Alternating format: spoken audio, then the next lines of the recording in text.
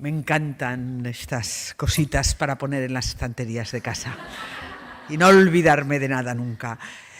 ¿Qué tal? Bona vesprada. Muchísimas gracias. Para mí es un honor.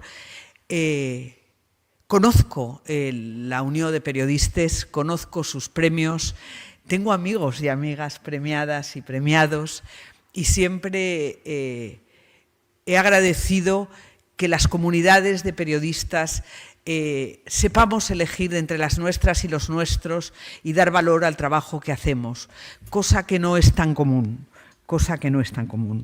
En estos últimos 6 años me he cambiado 4 veces de casa y 2 veces de ciudad.